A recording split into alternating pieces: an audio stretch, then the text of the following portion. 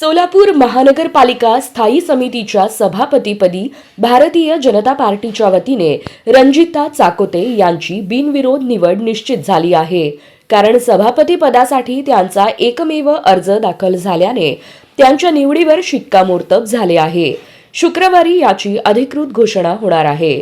सभापती पदासाठी भाजपकडून राजकुमार पाटील आणि अविनाश पाटील यांच्या नावांची चर्चा होती। मात्र अंतिम क्षणी पक्षाने रणजिता चाकोते यांच्या नावावर शिक्कामोर्तब केल्याने इतर इच्छुकांचा पत्ता कट झाला आहे।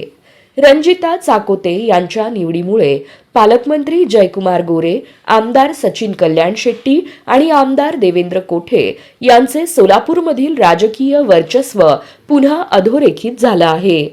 दरम्यान सोलापुरात मराठा समाजाचे आंदोलन सुरू आहे। महापौर पद मराठा समाजाला न दिल्यामुळे नाराजी व्यक्त होत होती। त्यामुळे स्थायी समितीच्या सभापती पदावर मराठा समाजाला संधी मिळणार का याबाबत राजकीय वर्तुळात चर्चा सुरू होती। मात्र भाजपाने ठरविल्याप्रमाणे रणजिता चाकोते यांनाच उमेदवारी देत निर्णय कायम ठेवला।